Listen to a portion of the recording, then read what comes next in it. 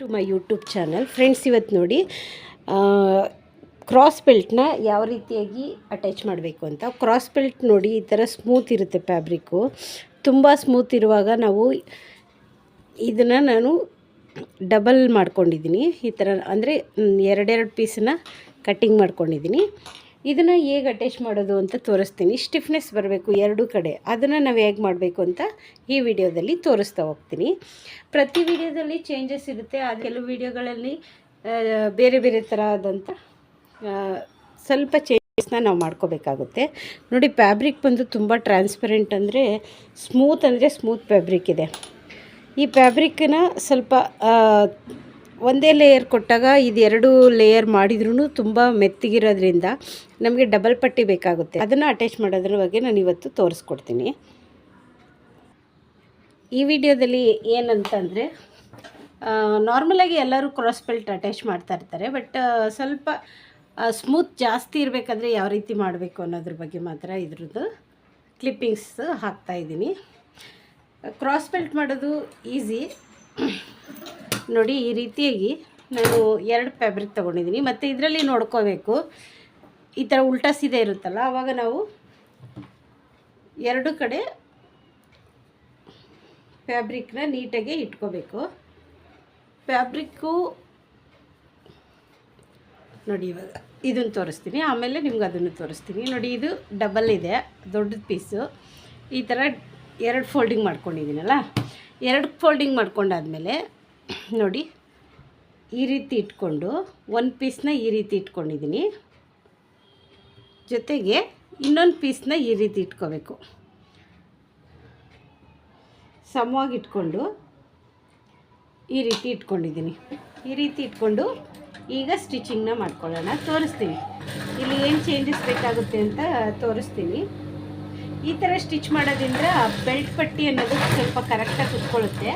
ಅದಕ್ಕೋಸ್ಕರ ಇದನ್ನು ನಾನು ನಿಮಗೆ ತೋರಿಸ್ತಾ ಇದ್ದೀನಿ. ಇದನ್ನು ನಾನು ಆಮೇಲೆ ಕಟ್ಟಿಂಗ್ ಮಾಡ್ತೀನಿ, ಯಾಕಂದರೆ ಇದರಲ್ಲಿ ಸ್ವಲ್ಪ ಚೇಂಜಸ್ ಇರೋದ್ರಿಂದ ನಿಮಗೆ ಫ್ಯಾಬ್ರಿಕ್ನ ಹೇಗೆ ಕಟ್ಟಿಂಗ್ ಮಾಡೋದು ಅಂತ ತೋರಿಸ್ತೀನಿ. ನೆಕ್ಸ್ಟು ನೋಡಿ, ಇದು ಒಂದು ಪೀಸ್ ಹಾಕೋತೀನಿ.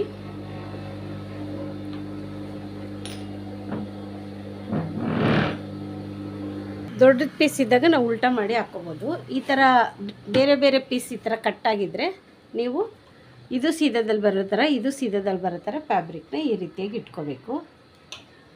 ನೋಡಿ, ಈ ರೀತಿ ಇಟ್ಕೋಬೇಕು.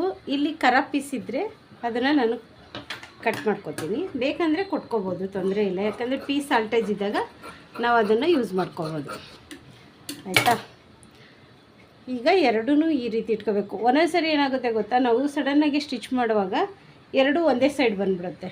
ಅದಕ್ಕೋಸ್ಕರ ಅದಾದಮೇಲೆ ನೋಡಿ, ಒಂದು ಲೈನಿಂಗು ಈ ರೀತಿ ಇಟ್ಟು ಇನ್ನೊಂದು ಲೈನಿಂಗ್ನ ನಿಮಗೆ ಗೊತ್ತಾಗ್ತಾ ಇಲ್ಲ, ಕರೆಕ್ಟಾಗಿ ಬರ್ತಾ ಇಲ್ಲ ಅಂತ ಹೇಳಿದ್ರೆ ಈ ರೀತಿ ಸ್ಟ್ರೇಟಾಗಿ ಕಟ್ ಮಾಡ್ಕೊಳ್ಳಿ. ಕಟ್ ಮಾಡಿಕೊಂಡು ಇದೇ ಎಡ್ಜಿಗೆ ಈ ರೀತಿಯಾಗಿ ಕಟ್ ಮಾಡ್ಕೊಳ್ಳಿ. ಆಮೇಲೆ ಒಂದು ಪಾಯಿಂಟು, ಈ ಲೈನಿಂಗ್ ಏನಿದೆಯಲ್ಲ ಸ್ಮೂತ್ ಇದೆ ಅದು ಫ್ಯಾಬ್ರಿಕ್ಕು, ಅದಕ್ಕೆ ಸ್ವಲ್ಪ ಹಿಂದೆ ತಗೊಳ್ಳಿ. ಒಂದೇ ಒಂದು ಪಾಯಿಂಟ್ ಅಷ್ಟು ಜಾರುತ್ತೆ ಅಂತ ಅಷ್ಟೇ. ನೋಡಿ, ಈ ರೀತಿ ತಗೊಂಡು ಇಲ್ಲಿ ಒಂದು ಸ್ಟಿಚ್ ಹಾಕ್ಕೊಳ್ಳಿ. ಸ್ಟಿಚ್ ಹಾಕ್ಕೊಂಡಾದ್ಮೇಲೆ ನೋಡಿ, ಇವಾಗ ಎರಡೂ ಸಡೆ ಈ ಕಡೆ ಒಂದು ಕಡೆ, ಈ ಕಡೆ ಒಂದು ಕಡೆ ಒಂದೊಂದು ಲೈನಿಂಗ್ ಪೀಸ್ ಥರ ಬರೋ ಥರ ಆಗುತ್ತೆ. ಆವಾಗ ಇಲ್ಲಿ ಒಂದು ಸ್ಟಿಚ್ ಹಾಕ್ಕೋಬೇಕು.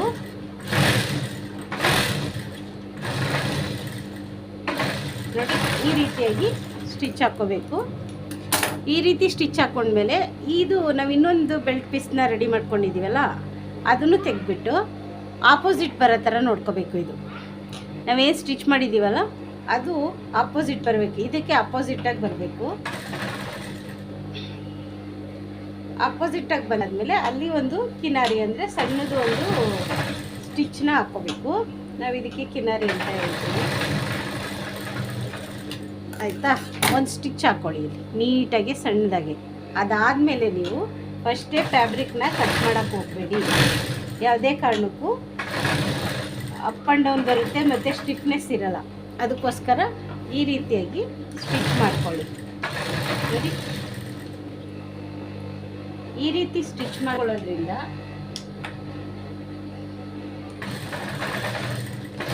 ಎಷ್ಟು ನೀಟಾಗಿ ಬರುತ್ತೆ ಅನ್ನೋದನ್ನು ನಾನು ತೋರಿಸ್ತೀನಿ.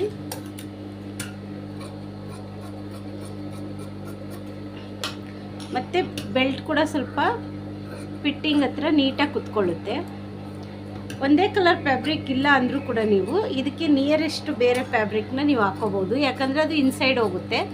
ಇದರಲ್ಲಿ ನಿಮಗೆ ಲೈನಿಂಗ್ ಫ್ಯಾಬ್ರಿಕ್ ಕಡಿಮೆ ಇದ್ದು ನಿಮಗೆ ಸಾಕಾಗ್ತಾ ಇಲ್ಲ ಅಂದರೆ ನೀವು ಇದಕ್ಕೆ ಇನ್ಸೈಡ್ ಕಾಣಲ್ಲ ಅನ್ನೋ ಥರ ಇರೋ ಫ್ಯಾಬ್ರಿಕ್ನ ನೀವು ತಗೊಂಡು ಅಟ್ಯಾಚ್ ಮಾಡ್ಕೋಬೇಕು. ನೋಡಿ, ಇವಾಗ ಈ ರೀತಿಯಾದಂಥ ಬೆಲ್ಟು ರೆಡಿ ಆಗುತ್ತೆ. ಇದನ್ನು ಅಟ್ಯಾಚ್ ಮಾಡೋದನ್ನು ಹೇಗೆ ಅಂತ ತೋರಿಸ್ತೀನಿ. ಕ್ರಾಸ್ ಬೆಲ್ಟು ಎರಡೂ ರೆಡಿ ಆದಮೇಲೆ ನಾವು ಫ್ರಂಟನ್ನು ರೆಡಿ ಮಾಡ್ಕೊಂಡಿರ್ತೀವಲ್ಲ, ಈ ರೀತಿಯಾಗಿ ಫ್ರಂಟು ಡಾಟ್ ಹಾಕ್ಕೊಂಡು ಲೈನಿಂಗಲ್ಲಿ ರೆಡಿ ಮಾಡ್ಕೊಂಡಿರಬೇಕು.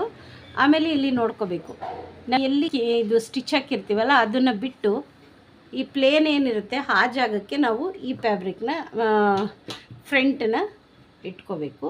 ಇಟ್ಕೊಂಡು ಇಲ್ಲಿ ಈ ರೀತಿಯಾಗಿ ಒಂದು ಅರ್ಧ ಕಾಲು ಇಂಚ್ ಆ ರೀತಿ ಮಾರ್ಜಿನಲ್ಲಿ ಸ್ಟಿಚ್ ಹಾಕೋಬೇಕು. ಸ್ಟಿಚ್ ಹಾಕ್ಕೊಳ್ಳುವಾಗ ಇಲ್ಲಿ ಒಂದು ಡಾಟ್ ಹಿಡ್ದಿರ್ತೀವಿ. ಈ ಡಾಟ್ನ ನಾವು ಈ ರೀತಿ ಫೋಲ್ಡ್ ಮಾಡ್ಕೋಬೋದು ಒಳಗಡೆಗೆ. ಈ ರೀತಿ ಸ್ವಲ್ಪ ಒಳಗಡೆ ಈ ರೀತಿ ಮಾಡಿದರೆ ನಮಗೆ ನೀಟಾಗಿ ಫಿನಿಶಿಂಗ್ ಅನ್ನೋದು ಬರುತ್ತೆ.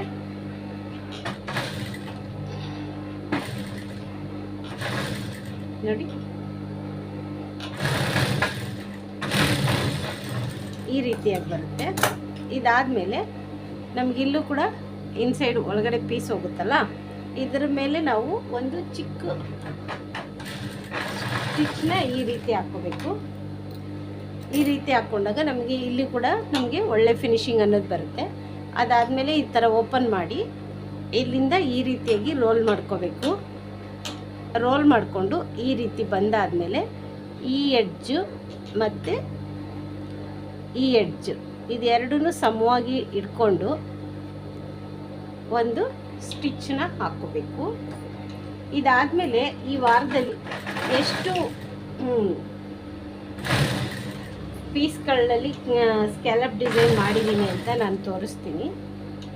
ಯಾಕಂದರೆ ಈ ವಾರ ಬರ್ತಾ ಇರೋ ಡಿಸೈನ್ಸ್ ಎಲ್ಲ ಸೇಮ್ ಡಿಸೈನ್ಸೇ, ಸ್ಕ್ಯಾಲಪ್ ಡಿಸೈನ್ಸೇ ಆಗಿರೋದ್ರಿಂದ ಶಾರ್ಟ್ಸಲ್ಲಿ ಇದನ್ನು ಹಾಕಿದ್ದೀನಿ. ಬಟ್ ಏನಂದರೆ ಒಂದೇ ವೀಡಿಯೋಗಳನ್ನ ಮಾಡೋಕ್ಕಾಗಲ್ಲ. ಸೇಮ್ ಡಿಸೈನ್ ಇದ್ದಾಗ ಸೇಮ್ ಡಿಸೈನ್ದೇ ವೀಡಿಯೋಸ್ನ ಮಾಡೋಕ್ಕಾಗಲ್ಲ. ಬೇರೆ ಕಲರ್ ಇದ್ರೂ ಮಾಡೋಕ್ಕಾಗಲ್ಲ. ಇದು ಆಲ್ರೆಡಿ ಹಾಕಿರ್ತೀವಲ್ಲ, ಹಾಗಾಗಿ ಸೇಮ್ ಡಿಸೈನೇ ತೋರ್ಸೋಕ್ಕಾಗಲ್ಲ.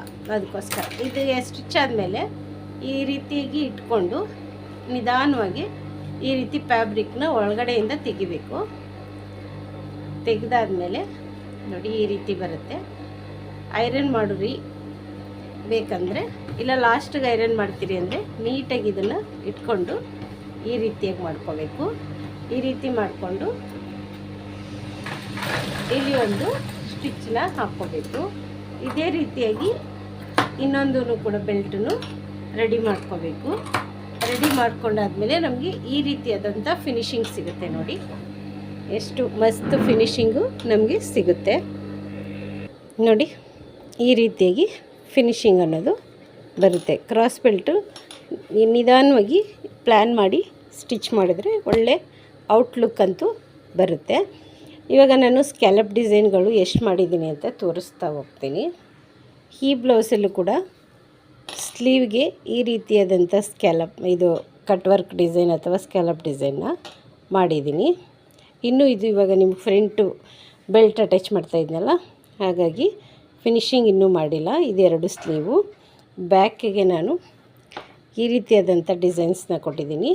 ಇದೇ ಸ್ಟೈಲಲ್ಲಿ ಎಷ್ಟು ಬ್ಲೌಸ್ ಇದೆ ಅಂತ ತೋರಿಸ್ತೀನಿ. ಇದೇ ಸೇಮ್ ಡಿಸೈನು ಇಲ್ಲಿ ಒಂದಿದೆ. ಇದೇ ಸ್ಕ್ಯಾಲಪ್ ಡಿಸೈನು ನೋಡಿದ್ರಲ್ಲ, ಈ ರೀತಿಯಾಗಿದೆ. ಸೇಮ್ ಡಿಸೈನು 1 2 ನೋಡಿ ಪೂರ್ತಿ ಬ್ಲೌಸ್ ಫಿನಿಶ್ ಆಗಿದೆ. ಇದು ಬಂದು ಆಫ್ ಸ್ಲೀವ್ ಇದೆ. ಇದೆರಡು ಬಂದು ಎಲ್ಬು ಸ್ಲೀವ್ ಇದೆ. ನೋಡಿ ಈ ರೀತಿಯಾಗಿದೆ. ಇದು ಕೂಡ ನಿಮಗೆ ಈ ರೀತಿಯಾದಂಥ ಡಿಸೈನ್ಸು. ಇವಾಗ ನಿಮಗೆ ತೋರಿಸ್ತಾ ಇದ್ದೀನಲ್ಲ 1 2 3 ಡಿಸೈನ್ ಇದೆ. ಇದಾದಮೇಲೆ ಮತ್ತೊಂದು ಸ್ಕ್ಯಾಲಪ್ ಡಿಸೈನು, ಯಾಕಂದರೆ ವಿಡಿಯೋಸು ದಿನ ಇದೇ ಬರ್ತಾಯಿದೆ ಸ್ಟಿಚ್ ಮಾಡುವಾಗ. ನೋಡಿ ಈ ರೀತಿಯಾದಂಥ ಸ್ಕ್ಯಾಲಪ್ ಡಿಸೈನು, ಫ್ರಂಟಲ್ಲೂ ಕೂಡ ಸ್ಕ್ಯಾಲಪ್ ಇದೆ ನೋಡಿ. ಸ್ಲೀವಲ್ಲೂ ಕೂಡ ಇದು ಆಫ್ ಸ್ಲೀವ್ ಸ್ಕ್ಯಾಲಪ್ ಮಾಡಿದ್ದೀನಿ. ಬಾರ್ಡರಲ್ಲಿ ತುಂಬ ಚೆನ್ನಾಗಿ ಬಂದಿದೆ. ಈ ರೀತಿಯಾಗಿ ಬರುತ್ತೆ ಕರೆಕ್ಟಾಗಿ ಪಾಯಿಂಟ್. ಬ್ಯಾಕಲ್ಲಿ ರೌಂಡ್ ನೆಕ್ಕಲ್ಲಿ ಇದು ಸ್ಕ್ಯಾಲಪ್ನ ಮಾಡಿದ್ದೀನಿ. ಇನ್ನೂ ಒಂದು ಬಂದು ಇದು ನಾನು ತೋರಿಸಿದ್ದೀನಿ ಶಾರ್ಟ್ಸಲ್ಲಿ, ಬಟ್ ಈ ವಾರ ಇನ್ನೂ ಇತ್ತು. ಸ್ಟಿಚ್ ಆದಾಗ ತೊಗೊಂಡೋಗ್ತಾರೆ ನೋಡಿ. ಈ ರೀತಿಯಾಗಿ ಸ್ಕ್ಯಾಲಪ್ಪು, ಇದು ಎಲ್ಬೋ ಸ್ಲೀವ್ ಸ್ಕ್ಯಾಲಪ್ಪು, ಫ್ರಂಟಲ್ಲೂ ಕೂಡ ಸ್ಕ್ಯಾಲಪ್ಪು. ಇದಲ್ದಿರ ನಿಮಗೆ ತೋರಿಸ್ತೀನಿ. ಇದು ಪೂರ್ತಿ ವಿಡಿಯೋ ಡೀಟೇಲಾಗಿ ನಾನು ಶಾರ್ಟ್ಸಲ್ಲಿ ತೋರಿಸ್ತೀನಿ ನೋಡಿ. ಸ್ಕ್ಯಾಲಪ್ ಡಿಸೈನ್ ವರ್ಕ್ ಬ್ಲೌಸಲ್ಲಿ ಸ್ಕ್ಯಾಲಪ್ಪು, ಫ್ರಂಟಲ್ಲಿ ಕೂಡ ಸ್ಕ್ಯಾಲಪ್ಪು. ಇದು ಪೂರ್ತಿ ನೋಡಿ ಈ ರೀತಿ ಇದೆ. ಇದು ಕೂಡ ಸ್ಕ್ಯಾಲಪ್ ಡಿಸೈನು. ತುಂಬ ಬ್ಲೌಸ್ ಸ್ಟಿಚ್ ಮಾಡ್ತಾಯಿರ್ತೀನಿ, ಕೆಲವು ತೊಗೊಂಡೋದಾಗ ಅದು ವಿಡಿಯೋ ಮಾಡಿರ್ಲಿಕ್ಕಾಗಲ್ಲ. ಇವಾಗ ಇರೋ ಸ್ಕ್ಯಾಲಪ್ ಡಿಸೈನ್ಗಳಲ್ಲೇ ನಿಮಗೆ ಅರ್ಥ ಆಗ್ತಾ ಇರೋದೆ ಎಷ್ಟು ನಾವು ಸ್ಟಿಚ್ ಮಾಡ್ತಾ ಇರ್ತೀವಿ ಈ ನಡುವೆ ಅಂತ.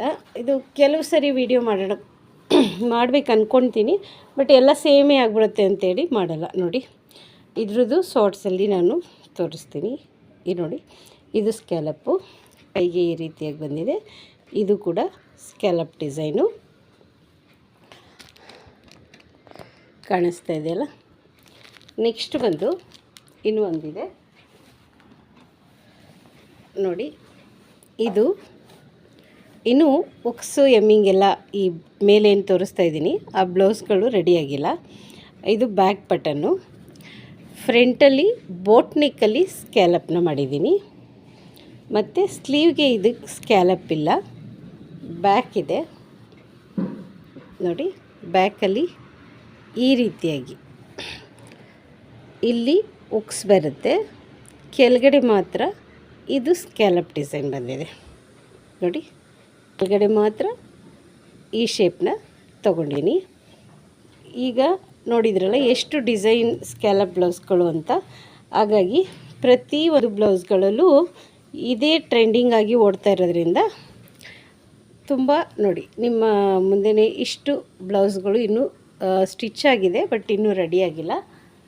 ಅದ್ರ ಜೊತೆಗೆ ರೆಡಿಯಾಗಿರೋ ಬ್ಲೌಸ್ಗಳು ಇಲ್ಲಿದ್ದಾವೆ. ಇವಾಗ ರೆಡಿ ಆಗ್ತಾ ಇರೋ ಬ್ಲೌಸು ಇಲ್ಲಿದೆ. ಈ ವಿಡಿಯೋ ನೋಡಿ ಹೇಗನ್ನಿಸ್ತು ಅಂತ ಕಾಮೆಂಟ್ ಮಾಡಿ ಫ್ರೆಂಡ್ಸ್. Thank you.